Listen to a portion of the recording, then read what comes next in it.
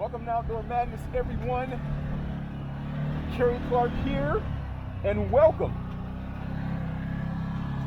to Season 1, Episode 1 of Captain Commander. Well, as you guys know, I recently purchased a 2022 Can-Am Commander XT 1000R. And I got something to tell you.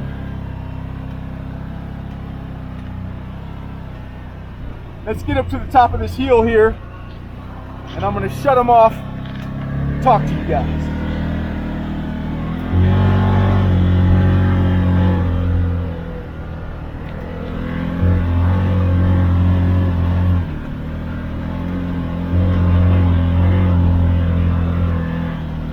All right, let's pull over right here. All right, you guys, so the first ride I took on the Commander was awesome. I was like, man, you know what? This thing is pretty cool. Of course, it's no KRX. It's no sport side-by-side. I don't expect that from it. But it does pretty well for a sport utility or a rec utility. And I bought this because I plan on using it for work. Just like you can see right here what I used it for. But anyway, I took it out on the second ride, and I could not believe it, you guys. This thing started making this crazy loud banging noise, all right? And when you're driving, you could feel it.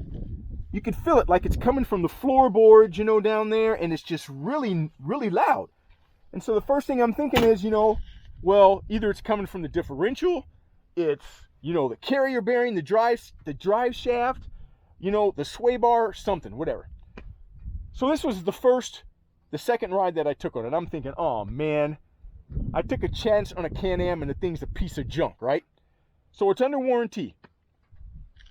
So I take it to the shop, and the first thing I knew was going to happen is these guys were going to tell me, well, it's not making the noise, we can't hear it, because of course all they're going to do is drive it around the parking lot. You need to drive it in some rough terrain to hear the noise. So I recorded it, and this is what it sounds like right here.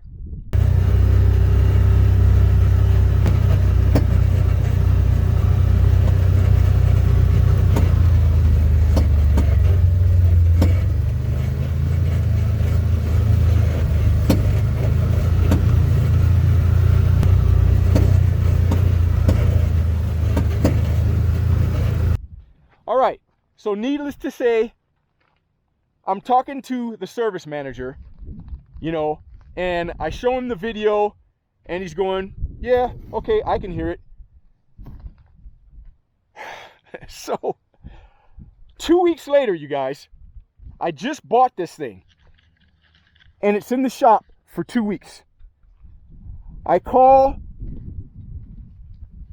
the service department, right?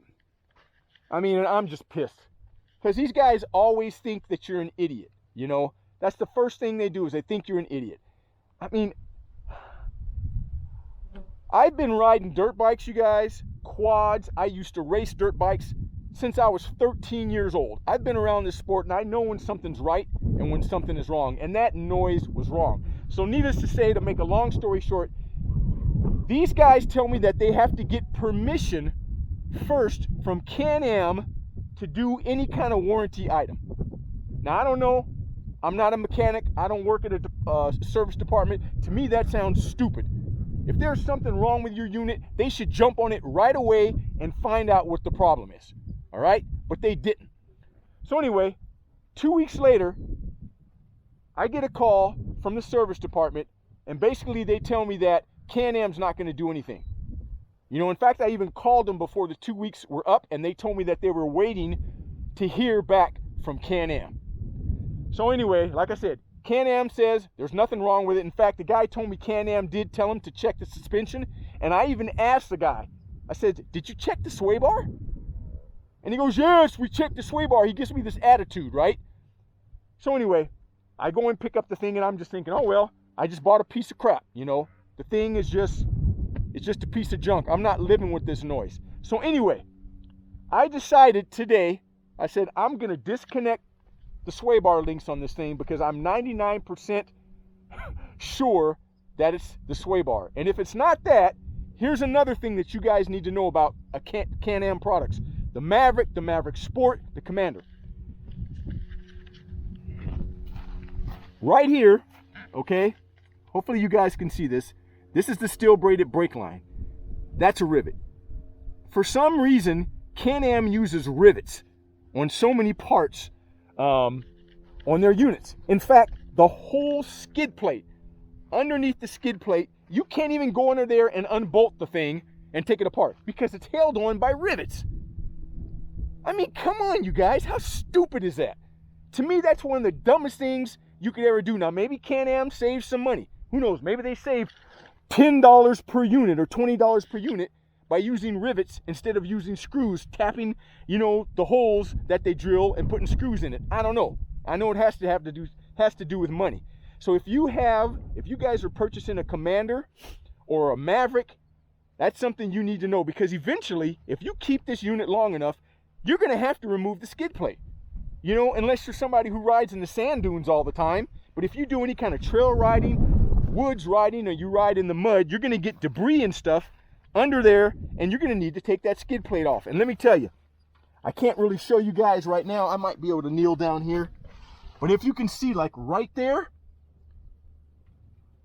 and then I'll bring it back. That's a rivet. That's a rivet. The whole underneath of this thing with the skid plate is all connected with rivets. So you're going to have to drill those things out and go back and put screws in them. So anyway, let's get back to the problem. So this is what I did. I'm going to show you something here real quick.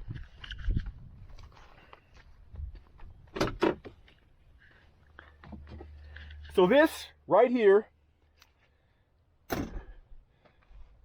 this is one of the sway bar links, front sway bar links that connect to the sway bar on the Can-Am Commander. So I'm going to show you guys right up underneath here. Here's my sway bar. Right here is the sway bar. Hopefully you guys can see that. It's kind of dark. Let me go on the other end because I want you to see this, where the sun is. So I think it's a little bit clear over here, but this is the sway bar right here. So as you can see, I have this thing zip tied up right now. The sway bar link, of course, connects to here and to the sway bar. So I took both of these links off, and guess what? Not a sound, you guys. Not a sound. These things are garbage, pieces of junk that Can-Am put on there, and I think that Shock Therapy makes sway bar links for the Maverick Sport. Most of the time, if they make it for the Maverick Sport, it will fit on the Commander, because the Commander is based off the Maverick Sport. So I'm not sure about that, but I know that they make some for the Maverick Sport. I'm going to look into it. And if you guys have that problem, I just wanted to let you know, if you have a Maverick Sport, if you have a Commander, if you have a Maverick, and it starts making that noise, check your front sway bar. I guarantee you it's going to be the sway bar links, because what happens is, if you notice right here, you guys see these Zert fittings that are right there. So basically what this does, this thing, of course, it goes up and down, and it also goes from side to side, but it's not supposed to go from side to side that much.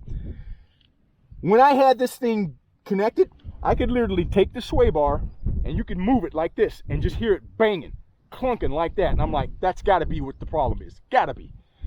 And so, like I said, I disconnected it. I have it strapped up. Not a sound. That took care of the problem. So I just wanted to tell you guys that, and I just wanted to say, you know, Can-Am, I just cannot believe these guys. You know, I've owned Kawasaki's, KTM's, Honda, Yamaha, Suzuki, and the only unit I ever had a problem with, and it really wasn't that big of a deal. I had a KTM one time, and it was a KTM 2-stroke, and it kept fouling plugs. Well, basically from the factory, it came jetted, really rich. So all I had to do was change the jetting on it. That's all I had to do, and never had another problem with it. I've never had any kind of issue like this with a brand new unit, but being a first-time buyer of a Can-Am, I'm telling you, it really puts a bad taste in my mouth. And I've got another problem going on with it right now, and it might not be a big issue, but you guys tell me what you think about this. So the issue that I'm having is with the cooling fan. When the cooling fan comes on, you hear it, but when it shuts off, and you're not going to hear the noise unless you turn the engine off. So I'm going to do that right now. The cooling fan is on, all right?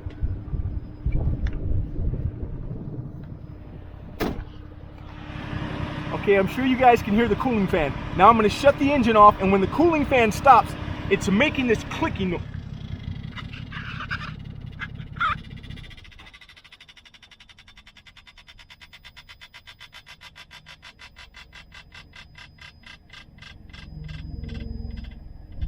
All right, I'm sure you guys heard that. Now, it's not hitting the shroud, okay? I don't know if that's the bearings or what it is, okay? But it's not hitting the shroud. The first thing I thought, oh, maybe it's just hitting the radiator or the fan shroud, you know, on the outside. But it's not doing that. I even put my hands on it and moved around. In fact, if it was doing that, it would be making noise the whole time. Why would it only make noise when it slows down? See what I'm saying? So I don't know if you guys, any of you guys have a Commander and you guys are having the same issue with that noise or not, but that's the second issue. I haven't even called the dealer yet,